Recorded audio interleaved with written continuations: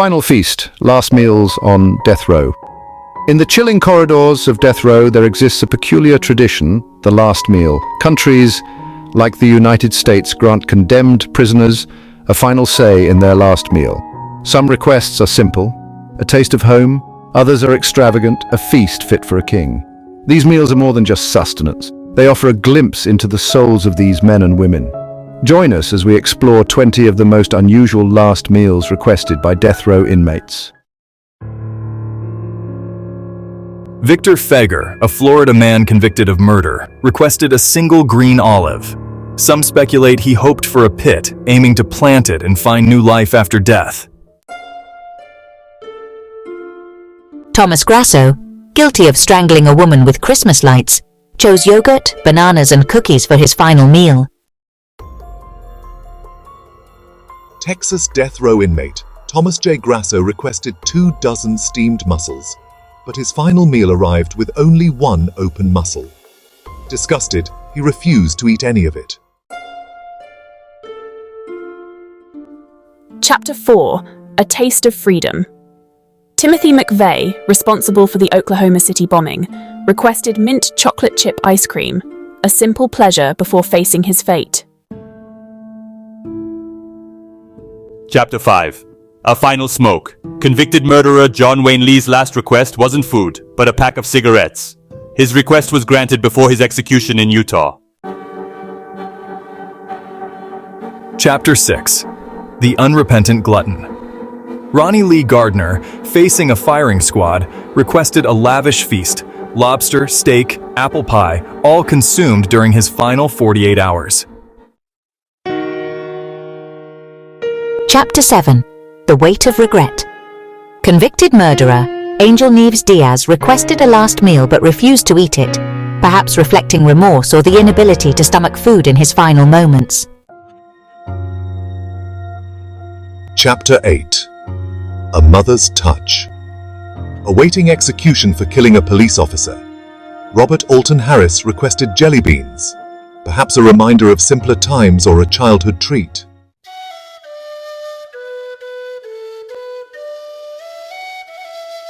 Chapter 9.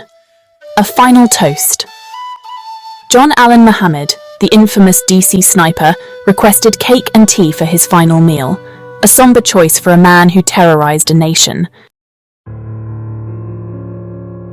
Convicted murderer James Edward Smith requested dirt but was denied. He was served yogurt instead, a prison-compliant option. Ted Bundy, one of history's most notorious serial killers, chose the standard prison meal of steak, eggs, and coffee. Convicted murderer Carla Faye Tucker requested a final meal of salad, fruit and yogurt, seeking peace and purity before her execution. In Texas, the tradition of special last meals is abolished. Inmates receive the same meal as other prisoners on their final day. Some inmates use their last meal as defiance, while others see it as a chance for reconciliation, sharing meals with family or victims' families.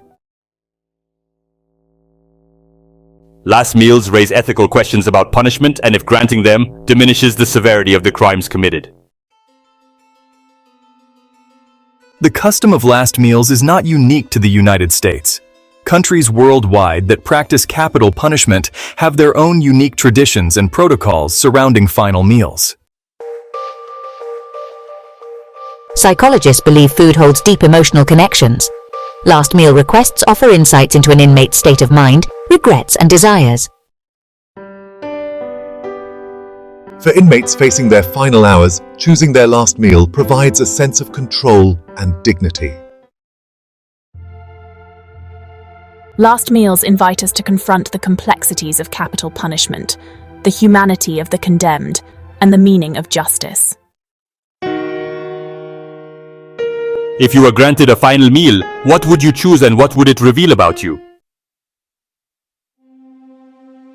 The last meal, a tradition steeped in somber ritual, a final whisper of humanity in the face of the ultimate punishment. These meals, often simple, sometimes strange, offer a glimpse into the hearts and minds of those condemned, a final opportunity for expression, reflection, or perhaps a fleeting moment of peace.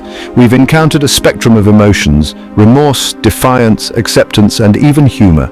The practice of last meals forces us to confront the weight of capital punishment, the value of life, and the essence of what it means to be human. What would your last meal be? What story would it tell? These questions linger long after the plates are cleared, reminding us that even in the darkest of circumstances, the human spirit seeks solace, meaning, and perhaps a final taste of grace.